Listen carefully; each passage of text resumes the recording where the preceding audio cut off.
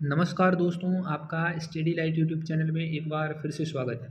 और दोस्तों, हम पढ़ रहे हैं आईएएस प्रीलिम्स 2023 की प्रिपरेशन कर रहे हैं, जिसमें भारतीय अर्थव्यवस्था का आज का हमारा टॉपिक है आर्थिक समृद्धि और आर्थिक विकास, यानी कि इकोनॉमिक ग्रोथ और इकोनॉमिक डेवलपमेंट। क्या डिफरेंस होता है इनमें? सबसे पहले बात करें हम आर्थिक समृद्धि और आर्थिक विकास में अंतर क्या होता है। तो देखो, आर्थिक समृद्धि मतलब होता है, इंग्लिश में इसको बोलते हैं इकोनॉमिक ग्रोथ, और आर्थिक विकास का मतलब होता है economic development.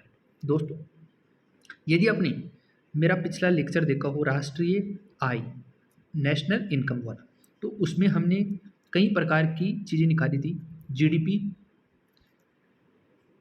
GNP, GNP, NNP और एनडीपी। ये कुछ चीज़ें थी जो हमने उसमें निकाली थी।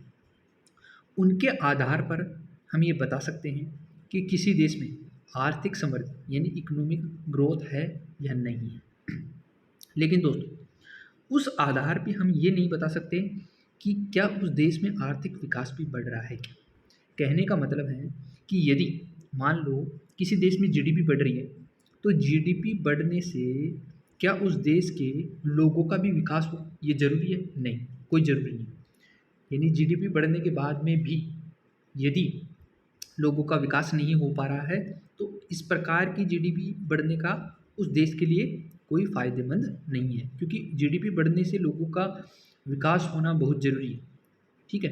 तो देखो, हमारे पास आर्थिक समृद्धि को निकालने के कई फॉर्मूले हैं, जैसे हमने जीडीपी निकाली, जीएनपी निकाली, एनएनपी निकाली। इन सब से हम फाइंड कर सकते हैं कि किसी देश का आर्थिक विकास हो रहा है, सॉरी, आर्थिक समृद्धि हो रही है या नहीं।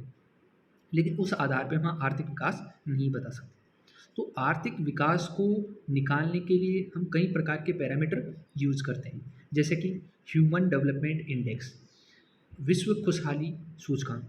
ये कई प्रकार के सूचकांक, कई प्रकार के रिपोर्ट्स, ये सब चीज़ें आती हैं, और उनके आधार पर हम ये बताते हैं कि किसी देश का आर्थिक विकास हो रहा है या नहीं। तो सबसे पहले हम इनमें कुछ डिफरेंसेस हैं, उनको देख लेते हैं। तो देखो, आर्थिक समृद्धि यानी इकोनॉमिक ग्रोथ है, वो है संकीर्ण अवधारणा, जबकि जो आर्थिक विकास है वो है व्यापक अवधारणा। उत्पादन में वृद्धि मापी जाती है आर्थिक समृद्धि में, जैसे मैंने बताया कि जीडीपी में ग्रोथ हो रही है, इसका मतलब आर्थिक समृद्धि हो रही है। लेकिन आर्थिक विकास में सामाजिक कल्याण को भी बढ़ावा दिया जा रहा है, यानी लोगों के पास बोलने की स्वतंत्रता है नहीं, लोगों का जो जीवन स्तर है वो ऊपर जा रहा है या नहीं। तो ये सब चीज़ें इकोनॉमिक डेवलपमेंट में हम इंक्लूड करते हैं। इसके अलावा बात करें तो जो इकोनॉमिक ग्रोथ है वो है मात्रात्मक अवधारणा, जबकि इकोनॉमिक डेवलपमेंट एक गुणात्मक अवधारणा है। इकोनॉमिक ग्रोथ एक विमीय अवधारणा है, जबकि जो इकोनॉमिक डेवलपमेंट है वो बहुआयामी अवधारणा है। बहुआयामी का मतलब है किसी को शिक्षा मिल रही है, नहीं मिल रही है, उसको रोज़गार मिल रहा है, नहीं मिल रहा है, उसका जीवन स्तर ऊपर जा रहा है, नहीं जा रहा है।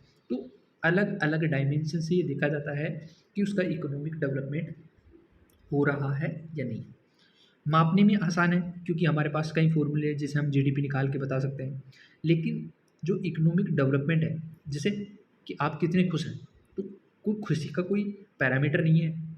हाँ, हालांकि कई इंडेक्सेस बनाए गए हैं जिसके आधार पर सर्वे किए जाते हैं और सर्वे के आधार पर बताया जाता है, लेकिन ये फिर भी मापने में कठिन रहता है इकोनॉमिक ग्रोथ के कंपैरिजन। जैसे मैंने बताया कि इकोनॉमिक जो ग्रोथ है उसको निकालने के लिए हम जीडीपी निकालते हैं, जीएनपी निकालते हैं, प्रति व्यक्ति पर कैपिटा इनकम निकालते हैं। तो इन इंडेक्स के आधार पर हम बता सकते हैं कि इकोनॉमिक ग्रोथ क्या होती है या कितनी है। लेकिन उस जो इकोनॉमिक डेवलपमेंट है उसके लिए हम निकालते हैं HDI, human development index, happiness index. इसके अलावा हम गरीबी निकालते हैं, बेरोजगारी निकालते हैं। तो इन आधार पे हम बता सकते हैं कि इकोनॉमिक डेवलपमेंट है या नहीं है। अब देखो, हमने बात की इकोनॉमिक डेवलपमेंट की, तो वो हम एचडीआई के आधार पर बता सकते हैं कि किसी देश में इकोनॉमिक डेवलपमेंट है या नहीं है।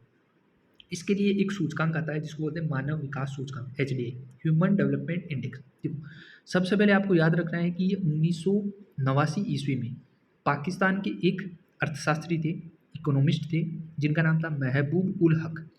इनके द्वारा ये विकसित किया गया था और इनकी मदद की थी भारत के अर्थशास्त्री अमर्त्य सेन ने। और अमर्त्य सेन को क्या मिला हुआ है? नोबल प्राइज़ मिला हुआ है इकोनॉमिक्स। तो अमर्त्य सेन ने महबूब उल हक की सहायता की थी HDI बनाने में, मानव विकास सूचकांक बनाने में। अब इस रिपोर्ट के आधार पर, इस इंडेक्स के आधार पर 2020 में 189 देशों में सर्वे किया गया और इन 189 देशों में जो भारत को स्थान मिला वो मिला 131वां। 189 देशों में भारत 131वें स्थान पे आया मानव विकास सूचकांक, यानी भारत में इकोनॉमिक डेवलपमेंट बहुत पीछे है। देखो इसके कई रीजन्स हो सकते हैं। एक तो जनसंख्या बहुत ज़्यादा है, इसके अलावा अपॉर्चुनिटीज़ लोगों के पास कम है, ठीक है, यानी जॉब्स कम है, जॉब्स लेने वाले ज़्यादा हैं, देने वाले कम हैं, तो इसके कई कारण हो सकते हैं। लेकिन अगर HDI की बात करें तो 2020 में 189 देशों में भारत 131वें स्थान पर था। HDI 2022 में 191 देशों में सर्वे किया गया और 191 देशों में से भारत 132वें स्थान पर रहा, यानी कि 2020 की तुलना में भारत 2022 में और भी नीचे चला गया। अब HDI की गणना जो है वो कैसे की जाती है? ये 3 कारक यानी 3 पैरामीटर के आधार पर की जाती है। वो कौन कौन से पैरामीटर हैं वो देखें। सबसे पहले है स्वास्थ्य यानी हेल्थ के आधार पर, दूसरा है शिक्षा यानी एजुकेशन के आधार पर, और तीसरा है जीवन स्तर यानी कि लाइफ मतलब उसका जीवन स्तर कैसा है यानी लाइफ कैसी है, ठीक है। अब देखो सबसे पहले हम बात करें स्वास्थ्य, तो स्वास्थ्य में यदि जीवन प्रत्याशा यानी लाइफ एक्सपेक्टेंसी 20 वर्ष हो तो उसको बोलते हैं कि उसका HDI 0 है, और यदि जीवन प्रत्याशा 85 वर्ष है तो उसका HDI 1 माना जाता है। तो अब देखो भारत की लगभग क्या है, भारत की लगभग 72 वर्ष है, ठीक है। तो भारत का जो HDI की जो वैल्यू है वो कहाँ पे आएगी, लगभग मतलब 0.6 के आसपास आएगी। तो 0.6 क्या है, HDI वैल्यू है भारत की। शिक्षा की बात करें तो शिक्षा के अंदर क्या किया जाता है, किस चीज़ का सर्वे किया जाता है? एक किया जाता है स्कूली शिक्षा के अपेक्षित वर्ष, यानी कि किसी व्यक्ति ने अधिकतम कितने वर्ष की शिक्षा ली, और अधिकतम माना गया 18 वर्ष और औसत माना गया यानी एवरेज माना गया है 15 वर्ष।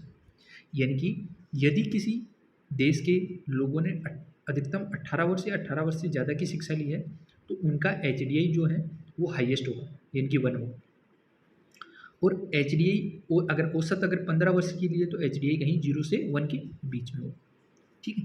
तो इस प्रकार से शिक्षा की गणना की जाती है। जीवन स्तर की बात करें, लाइफ स्टाइल, ठीक है, तो यदि प्रति व्यक्ति आय का प्रयोग करते हैं इसमें यानी कि PPI, जिस देश में PPI पर कैपिटा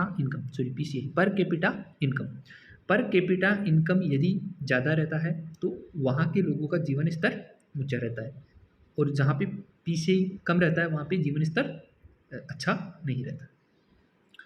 अब देखो जीवन स्तर को मापने के लिए एक क्रय शक्ति क्षमता PPP परचेजिंग पावर पैरिटी की गणना की जाती है, और इसकी गणना एक सूचकांक है जिसका नाम है बिग मैक सूचकांक, उसके आधार पर की जाती है, और उस आधार पर बताया जाता है कि किसी देश का जीवन स्तर कैसा है। तो 3 पैरामीटर के आधार पर HDI निकाला जाता है, याद रखना है, पहला स्वास्थ्य, दूसरा शिक्षा और तीसरा जीवन स्तर। इसके अलावा महबूब उल हक ने इसको बनाया था, अमर्त्य सेन ने उनकी सहायता की थी। इस आधार पर हमने HDI पढ़ा, और भारत की जो रैंकिंग है 2022 में वो 191 देशों में 132वां स्थान है भारत का, याद रखना है। ये पूछा जाता है RS प्रीलिम्स में 2021 में भी पूछे गए थे कई इंडेक्स के आधार पर कि भारत की कितनी रैंकिंग है। तो आपको याद रखना है कि HDI में भारत के 191 देशों में 132वां स्थान मिला है भारत को। इसके बाद में इकोनॉमिक डेवलपमेंट यानी आर्थिक विकास को मापने का एक और सूचकांक है, वो है विश्व खुशहाली सूचकांक, यानी किसी देश के लोग कितने खुशहाल हैं, कितनी उनमें खुशी है, उसको निकालने का एक इंडेक्स है विश्व खुशहाली सूचकांक। सबसे पहले तो ये याद रखें कि कौन जारी करता है, तो सतत विकास समाधान नेटवर्क यानी SDSN, sustainable development solution network. सतत विकास समाधान नेटवर्क के द्वारा विश्व खुशहाली सूचकांक जारी किया जाता है। और SDSN यानी कि सतत विकास समाधान नेटवर्क क्या है? ये एक संयुक्त राष्ट्र संघ की एक वैश्विक पहल है। इसमें क्या किया जाता है? प्रत्येक वर्ष 20 मार्च को अंतर्राष्ट्रीय खुशहाली दिवस के दिन इसको जारी किया जाता है। सबसे पहले तो ये याद रखना है कि जारी कब किया जाता है WHI को? 20 मार्च को। कब? 20 मार्च को। और 20 मार्च को क्या होता है? अंतर्राष्ट्रीय खुशहाली दिवस। WHI के लिए एक सर्वे किया जाता है जिसको बोलते हैं विश्व गैलप सर्वे, और उस आधार पर बताया जाता है कि किसी देश में कितनी खुशहाली है। इसमें क्या किया जाता है? 3 प्रश्न पूछे जाते हैं। एक पूछा जाता है जीवन का मूल्यांकन किया जाता है, एक है सकारात्मक भाव कैसा है या कितना है, एक नकारात्मक भाव। तो ये 3 प्रश्न पूछे जाते हैं वहाँ के लोगों से सर्वे करके, और इन तीनों प्रश्नों के लिए कुछ पैरामीटर, कुछ इंडिकेटर होते हैं। तो कौन कौन से इंडिकेटर होते हैं? देखो, सबसे पहले वहाँ की GDP देखी जाती है, फिर वहाँ का स्वस्थ जीवन स्तर देखा जाता है कि लोग कितने स्वस्थ हैं। इसके बाद में सामाजिक सुरक्षा या सामाजिक समर्थन देखा जाता है, यानी लोगों के पास कितनी सामाजिक सुरक्षा है। फिर है निर्णय लेने की स्वतंत्रता, यानी वो निर्णय ले सकते हैं या नहीं ले सकते। इसके बाद में देखी जाती है उदारता, और फिर देखा जाता है भ्रष्टाचार, कितना भ्रष्टाचार है या कितना भ्रष्टाचार नहीं, मतलब कितना कम है। तो इन 6 पैरामीटर के आधार पर जो WHI है यानी विश्व खुशहाली सूचकांक है उसकी गणना की जाती है और रैंकिंग निकाली जाती है। तो ये हमारा एक सिंपल सा टॉपिक था जिसमें आर्थिक समृद्धि और आर्थिक विकास के बीच में हमने अंतर देखा। और आर्थिक जो विकास है, क्योंकि आर्थिक समृद्धि तो हमने किस में निकाल लिया था? जो राष्ट्रीय आय था उसमें देख लिया था कि आर्थिक समृद्धि यानी इकोनॉमिक ग्रोथ कितनी और कैसे होती है और कैसे उसकी गणना की जाती है। इसमें हमने मेजरली देखा कि आर्थिक विकास यानी इकोनॉमिक जो डेवलपमेंट है वो क्या होती है और कैसे इसको कैलकुलेट किया जाता है, यानी कैसे इसकी गणना की जाती है। आई होप कि आपको ये टॉपिक समझ में आया हो। तो आपको स्टडी लाइट यूट्यूब चैनल को सब्सक्राइब करना है और अपने दोस्तों में शेयर भी करना है। मिलते हैं अगले टॉपिक में। इस टॉपिक में इतना ही। धन्यवाद दोस्तों।